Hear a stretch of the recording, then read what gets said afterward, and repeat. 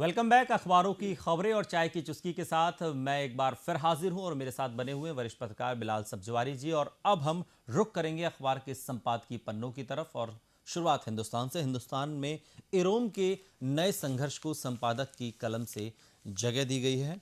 इरोम का नया संघर्ष इरोम शर्मिला के अनशन तोड़ने से सिर्फ उनके जीवन का नहीं बल्कि आज़ादी के बाद के भारत के इतिहास का एक अध्याय खत्म हुआ है। इस शुरुआत के साथ इस चिंतन को उठाया गया है। क्या लगता है कि इरोम शर्मिला जो पिछले 16 सालों से अनशन कर रही हैं, हमने जब से होश संभाला है, जब से इरोम शर्मिला को उसी रूप में देखा है, अब क्या लगता है कि इरोम शर्मिला जिस नई लड़ाई की तरफ आगे बढ़ रहे हैं, उन्होंने कहा अगला लक्ष्य मेरा सीएम बनना है। क्या लगता है कि सीएम बनने का जो लक्ष्य है वो इतना आसान है? और क्या उस लक्ष्य को हासिल करने के बाद उनकी जो लड़ाई पिछले 16 साल से चल रही है उसको वो जीत लेंगी? देखिए, जहाँ तक इरोम का ताल्लुक है, उन्होंने जितना संघर्ष किया है 16 साल, उनके लिए ये नहीं कहा जा सकता सीएम बनना मुश्किल है। अच्छा। उन्होंने आयरन लेडी माना जाता है। हाँ। उनके इरादे इतने मजबूत हैं। बिल्कुल। और उनके लिए सीएम एक छोटा लक्ष्य है। उन्होंने 16 साल एक आसपा हटाने की लड़ाई लड़ी और उसके लिए उन्होंने अपनी ज़िंदगी को दांव पर लगाया। और इसमें सबसे खूबसूरत बात यह है कि अपने आप को उन्होंने अहिंसक रूप से पीसफुली अपना संघर्ष किया, जिसका एक लोकतंत्र में स्वागत होना चाहिए। अच्छा। और लोकतांत्रिक व्यवस्था में ऐसी चीज़ों का स्वागत होना चाहिए। लेकिन बहुत सारे मसले थे कि उनको ये सुसाइडल अटेम्प्ट भी माना जाता था। ये कंट्रोवर्शियल भी हुआ। ये कंट्रोवर्शियल भी लड़ाई इस चीज़ की भी लड़ी। ये कंट्रोवर्शियल भी हुआ। इसको human right point of view से देखा गया। लेकिन ये उनका अधिकार था, उसको उन्होंने जीता। और आज उन्होंने अपनी एक्सेप्टेंस डेवलप की है। मेरा ख्याल एक्सेप्टेंस के बाद उनका कोई लक्ष्य मेरा ख्याल नहीं लगता कि जो पूरा ना हो सके। हाँ, बिल्कुल। वो जो संघर्ष उनका रहा है और उस संघर्ष को देखते हुए अगर सीएम बनने का लक्ष्य है तो निश्चित तौर पर एक जनभावना उनके साथ जो जुड़ी हुई है, जो एक आम जन की जो उम्मीदें हैं, जो अफसपा को लेकर भी हैं, वो शायद इस लक्ष्य तक बढ़ती हुई यहाँ पे नजर आती है। इसके अलावा जनसत्ता की अगर हम बात करें तो प्रधानमंत्री नरेंद्र मोदी के जो स्टेटमेंट है, प्रधानमंत्री नरेंद्र मोदी ने जो चुप्पी तोड़ी है, हालांकि देर से तोड़ी है। पहले तो आरोप विपक्षी पार्टियों ने ये लगाया, उसके बाद सदन में जिस तरीके से कल गुलाम नबी आज़ाद ने कहा कि प्रधानमंत्री बाहर क्यों बोलते हैं। अब बिलाल सब्जवारी, कल एक और बात गुलाम नबी आज़ाद ने कही कि ये 1 मिनट का फासला है प्रधानमंत्री मोदी से, लेकिन ये कई किलोमीटर की दूरी है। कैसे समझेगी इसे संसद और कैसे समझेगी इसे सरकार? देखिए, संसद के भीतर और बाहर बोलना ये एक नीतिगत निर्णय होता है। अच्छा। जब आप लेकिन हर मसले पर आप देखिए, चाहे वो गुजरात के दलितों की पिटाई का मसला हो, उस पर भी बाहर बोले, रोहित वेमुला का मसला है, उस पर भी बाहर बोले, कश्मीर का मसला, उस पर भी मध्य प्रदेश में जाकर बोले, सदन के अंदर क्यों नहीं? और तब की संयोग से इन तमाम विषयों पर जब जब प्रधानमंत्री बोले तब हाउस चलता रहा है। तो यही तो मैं आपको बताने की कोशिश कर रहा हूँ कि सदन में बोलने की क्या इंपॉर्टेंस है और बाहर बोलने की क्या इंपॉर्टेंस। ये मोदी की रणनीति का हिस्सा है। अच्छा। जब आप कोई चीज़ सदन में बोलते हैं तो आप उसके प्रति अकाउंटेबल हो जाते हैं। अच्छा। और जब आप कुछ चीज़ बाहर बोलते हैं तो उसकी अकाउंटेबिलिटी नहीं रहती है। अच्छा। जनता में आपने क्या बोला, क्या वादा किया, फिर आप उससे पलट जाइए, यू टर्न ले लीजिए। लेकिन जब आप कोई चीज़ संसद में बोलते हैं तो ऑन रिकॉर्ड बोलते हैं। अच्छा। विपक्ष के सामने बोलते हैं, उसकी अकाउंटेबिलिटी होती है, उसका जवाब देना पड़ता है। ऑफ रिकॉर्ड बोलने के पीछे की क्या क्या क्या मंशा है? ऑफ रिकॉर्ड आखिर क्यों बोला जाए जब ऑन रिकॉर्ड बोलने से, जैसा कि आप कह रहे हैं प्रधानमंत्री बच रहे हैं ऑन रिकॉर्ड बोलने से संसद में, तो ऑफ रिकॉर्ड बोलने के पीछे की आखिर स्थिति है क्या? उसे क्या समझा जाए? देखिए, वही आपको बता रहा हूँ कि जब संसद में आप बोलते हैं तो अकाउंटेबल हो जाते हैं। नहीं, अगर कश्मीर की बात है तो सवाल तो सीधा सा उठेगा ना साहब कि केंद्र में भी आप सरकार चला रहे हैं, राज्य में भी आपकी गठबंधन की सरकार चल रही है, तो सवाल नीति में है या सवाल नियत में है? ये सवाल तो उठेगा ना। क्या ये इन तमाम सवालों से बचने के लिए ही ऑफ द रिकॉर्ड बोला जा रहा है? नीति और नियत दोनों का मसला है। अच्छा। मोदी की रणनीति का हिस्सा है। अच्छा। उनकी मुझे नियत पे भी डाउट होता है और अच्छा। उनकी नीति पे भी डाउट होता है। अच्छा। अगर वो यही चीजें संसद के अंदर आके बोले तो ना ही तो उनकी नीति पे डाउट होगा हमको, ना ही उनकी नियत पे डाउट होगा। अच्छा। क्योंकि लोकतंत्र का मंदिर संसद है। अगर आप चुन के आए हैं, लोकसभा जीत के आए हैं, आपके पास फुल फ्लैज मेजोरिटी है, आप उन सब बातों को अगर संसद के अंदर रखते हैं तो किसी को कोई शक की कोई गुंजाइश ही नहीं होती। बिल्कुल। और ऐसे में जब हाउस चल रहा है और आप तब जबकि हर मसले पर कमोवेश ट्वीट प्रधानमंत्री मोदी का आता है, लेकिन जब ऐसे मसलों पर नहीं आता तो निश्चित तौर पर एक निराशा का भाव जो है वो ज़रूर जागता है। और जो उम्मीदें प्रधानमंत्री मोदी से हमेशा की जाती हैं कि वो इस मसले पर बोलेंगे तब राहुल गांधी के साथ जैसा होता है कि जब उनसे उम्मीद की जाती है कि इस मसले पर राहुल गांधी वहां पहुंचे हुए नजर आएंगे बतौर विपक्ष के नाते, लेकिन वहां पर वो नहीं पहुंचते। वही हाल अब कमोवेश प्रधानमंत्री मोदी के साथ भी नजर आ रहा है। जिन महत्वपूर्ण मसलों पर बोलना चाहिए प्रधानमंत्री, उस पर वो देर से बोलते हैं। अक्सर राहुल गांधी भी इंपॉर्टेंट डिबेट्स में नहीं शामिल होते हैं, तो उन पर भी नुक्ताचीनियां उन पर भी यही क्योंकि आरोप जब लगता आप है। लोकतंत्र में चुनकर आते हैं तो आपकी अकाउंटेबिलिटी होती है, आपकी लोगों से भावनाएं जुड़ी, लोग आपको सुनना चाहते हैं। और वो सुनना कहाँ से चाहते हैं? वो संसद के प्लेटफॉर्म से सुनना चाहते हैं, बाहर नहीं सुनना चाहते। आपने जो स्वीपिंग शायद इसीलिए कल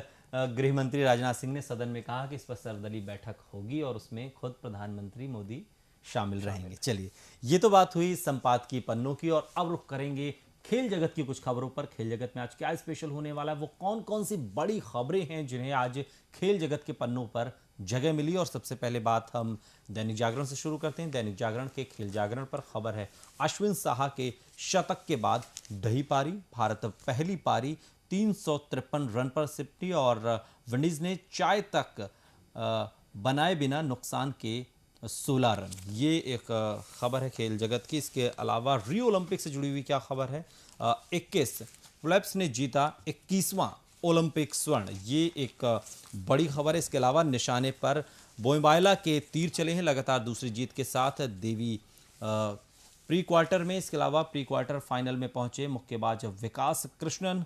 इसके अलावा निशानेबाज जीतू ने फिर तोड़ा दिल, इस खबर को भी प्रमुखता के साथ जगह दी गई है। और साइना आज करेंगी अभियान की शुरुआत रियो ओलंपिक में। जब गुरुवार को यानी कि आज जब भारतीय बैडमिंटन खिलाड़ी अपने अभियान की शुरुआत करेंगी तो एक बार फिर 1.25 अरब भारतीयों की उम्मीदों का दारोमदार लंदन ओलंपिक में कांस्य पदक जीतने के बाद देशवासियों की दुलारी बनी साइना नेहवाल पर होगी। इसके अलावा नरसिंह ने भरी है रियो की उड़ान। और ये तमाम खबरें जो है, हिंदुस्तान की बात की जाए तो हिंदुस्तान में भी अंदर के पन्नों पर इसी खबर की चर्चा है। रियो ओलंपिक में उम्मीदें तो काफी लगाई जा रही हैं, क्या नजर आ रहा है, क्या अभी तक का क्या मजमून समझ में आ रहा है? अभी तक देखिए 4 दिन हो गए शुरू हुए, अभी तक हमारे लिए कोई अच्छी खुशखबरी नहीं है, लेकिन हमारे उम्मीदें लेकिन हैं, उम्मीद तो बंधी हुई है उम्मीद कायम है और उम्मीद पर दुनिया आज जैसे साइना नेहवाल से भी है, या जिन्होंने अभी प्री क्वार्टर अमेरिका के फ्लैप्स हैं जो 21वां स्वर्ण पदक जीता है, बटरफ्लाई के मास्टर माने जाते हैं और उन्हें गोल्ड फिश भी कहा जाता है। और उन्होंने अपने जज्बे से अपनी मेहनत से बता दिया कि अगर आपके अंदर लगन है बिल्कुल तो आप सब कुछ हासिल कर सकते हैं। बिल्कुल। और यही इससे हमारे भारतीय खिलाड़ियों को इंस्पिरेशन लेनी चाहिए।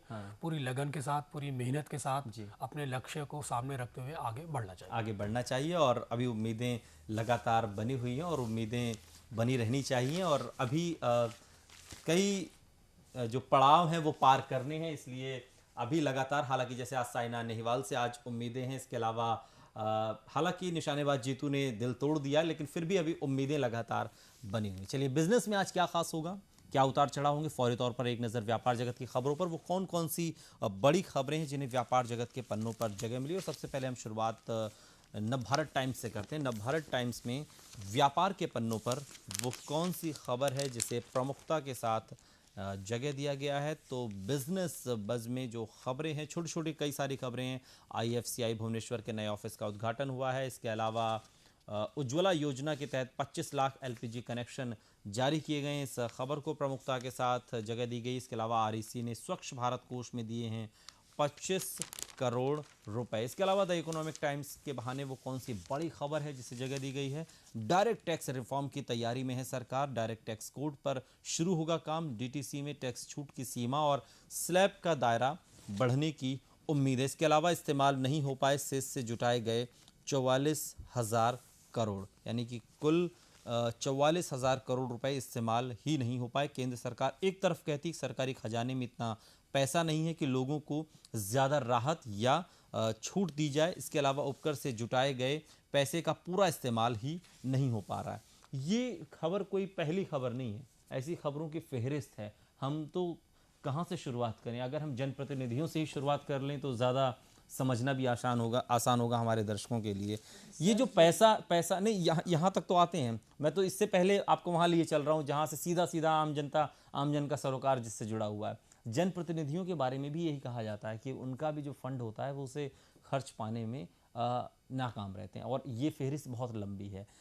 और अब आइए इस खबर पर। सेस जो है स्पेशलाइज्ड इकोनॉमिक जोन्स जो है, इसमें जो पैसा 44,000 करोड़ बताया, तो ख़ास तौर से जितने पैसे का यूटिलाइज आप करेंगे, जितना पैसा मार्केट में डालेंगे, जो ये मंदी का दौर है, डिमांड एंड सप्लाई, ये जो डिमांड एंड सप्लाई का जो मिसमैच होता है, ये पैसा मार्केट में डालने से संतुलित होता है। ये नीति का खोट है या नियत का खोट है? देखिए, इसमें लोगों को सिंसियर होना पड़ेगा अपने काम के प्रति।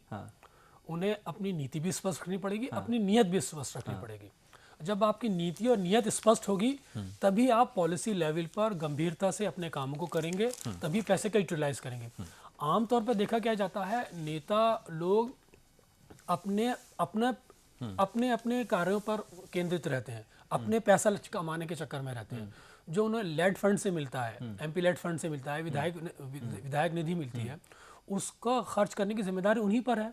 आप ये दोष सरकार पे तो नहीं मार सकते कि भाई हमें पैसा नहीं दिया गया। आपके पास पैसा है, आपके पास योजनाएं होनी चाहिए, आप अपने काम को गंभीरता से कीजिए, नीति होनी चाहिए, आपके पास नियत होनी चाहिए, और ये दोनों चीजें होंगी, इस पर केंद्रित होकर काम करना। बिल्कुल, तभी ये चीजें साफ तौर पर सामने नजर आएंगी। इसके अलावा फौरी तौर पर एक खबर पर निगाह डाल लेते हैं, और खबर है कि सिर्फ एक शिक्षक के भरोसे चल रहे हैं 1 लाख से अधिक स्कूल, गुरुओं का अकाल है। तो ऐसे में नौनिहाल कैसे हो निहाल, और इस खबर को दैनिक भास्कर ने प्रमुखता के साथ जगह दी है। शिक्षकों की कमी है और शिक्षक दिवस आने वाला है, यानी कि अगले महीने शिक्षक दिवस है, और ऐसे में जो बच्चे हैं वो आखिर पढ़े कैसे, क्योंकि जो रिपोर्ट है 1 लाख से अधिक स्कूलों में गुरुओं का अकाल चल रहा है। बहुत बहुत शुक्रिया बिलाल सब्जवारी जी, आपने हमारे साथ खबरें शेयर की, आपने हमारे साथ चाय शेयर की, हमें और हमारे दर्शकों को आपने अपडेट किया। तो फिलहाल दीजिए इजाजत। कल मैं अनूप आकाश वर्मा एक बार फिर नई सुबह नई खबरों के साथ एक नए मेहमान के साथ फिर हाजिर रहूंगा। तब तक के लिए नमस्कार इंडिया।